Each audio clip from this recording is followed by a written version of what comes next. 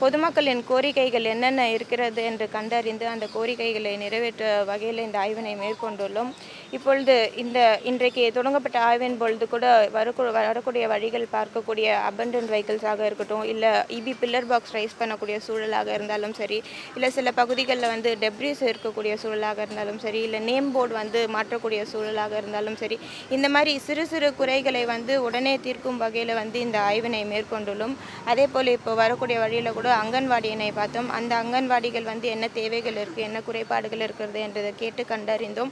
So அந்த குறைபாடுகளும் வரக்கூடிய நாட்கள் தீர்க்கப்படும் வகையில் பணிகள் மேற்கொள்ளப்படும். அதே போல் இங்கே வரக்கூடிய பகுதியில் கெனால் பார்த்தோம். கெனால் பகுதியில் இந்த காம்பவுண்ட் வால் ரைஸ் பண்ணுமாறு தெரிவித்திருந்தாங்க அங்கே இருக்கக்கூடியவர்கள். ஸோ அதற்கான முன்னெடுப்பு நடவடிக்கைகளும் மேற்கொள்ளப்படும். இப்படி சிறு சிறு குறைகளை பொதுமக்களிடம் நேரடியாக கேட்டு கண்டறிந்து அந்த குறைகளை அனைத்து துறையினருடன் இணைந்து குறைகளை தீர்க்கும் வகையில் இந்த ஆய்வினை மேற்கொண்டுள்ளோம். மேம், 33% தொழில் வரி உயர்த்திருக்கீங்க அப்படின்னு சொல்லிட்டு எடப்பாடி குற்றச்சாட்டு வச்சிருக்காரு. மக்களுக்கு மேலும் மேலும் நீங்கள் துன்பத்தை தந்துட்டு இருக்கு சென்னை மாநகராட்சின்னு ஒரு குற்றச்சாட்டு வைக்கிறாரு எடப்பாடி. இல்லை, மாநகராட்சியை பொறுத்த வரைக்கும் வரி அப்படின்றது கடந்த 10 ஆண்டுகளாக போடப்படாத ஒரு சூழல் இருந்தது. 2022 தான் இந்த ப்ராப்பர்ட்டி டேக்ஸ் இன்க்ரீஸ் பண்ணோம். அதுலேயும் நம்ம மிகவும் குறைபாடான வகையில் தான் நம்ம ப்ராப்பர்ட்டி டேக்ஸ் இன்க்ரீஸ் பண்ணுகிறோம். நம்ம தமிழ்நாடு உட்பட்டு பார்த்திங்கன்னா பிற மாநிலங்கள், அதாவது கேரளாவோ ஆந்திர பிரதேஷோ இல்லை நார்த்தில் இருக்கக்கூடிய மாநிலங்களை கம்பேர் பண்ணிங்கன்னா நம்ம வரி வசூலிக்கிறது மிகவும் குறைபாடாக இருக்கிறது. ஆனால் பொதுமக்களுக்கு வழங்கக்கூடிய சேவைகள் அரசு சார்பாக அதிகமாக இருக்கிறது என்றதை தெரிவித்துக் கொள்கிறேன். அதே போல் மித்தமுள்ள டேக்ஸ் கூட சென்ட்ரல் கவர்மெண்ட்லேருந்து நம்மளுக்கு கைட்லைன் வேல்யூ கொடுக்குறாங்க.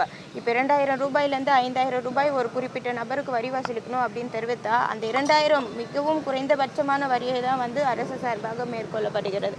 அது கூட அவங்க ரூல் புக்கில் போடுறதுனால இந்த சூழல் ஏற்படுகிறது.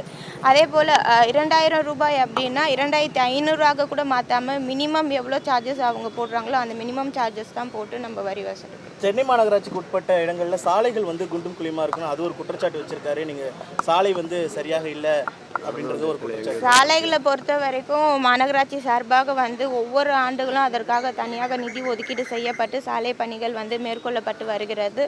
நவம்பர் டிசம்பர் மாதம் பொழுது நம்மளுக்கு ஏற்படக்கூடிய மழை சூழல்னால சில பகுதிகளில் கூடுதலாக இந்த சாலை குண்டும் குழியுமாக ஏற்படக்கூடிய சூழல் இருக்கிறது. இப்போ வரை மாநகராட்சி சார்பாக கிட்டத்தட்ட 5000 பகுதிகள் இது கண்டறியப்பட்டு 3000 பகுதிகளில் பேட்ச் ஒர்க் இந்த பணிகள் நடைபெற்று வருகிறது. பேட்ச் ஒர்க் பண்ணக்கூடிய சூழல் இல்லாத சாலைகளில் புதிதாகவே சாலை போடுமாறு அனைத்து அதிகாரிகளுக்கும் அறிவுறுத்தல் வழங்கப்பட்டிருக்கிறது. இப்போ தான் மழைக்காலம் முடிந்திருக்கிறது. ஜனவரி மாதம் முதல் தொடங்கியிருக்கிறது. இந்த மாதம் முதல் தொடர்ந்து சாலை பணிகள் மேற்கொள்ளப்படும்.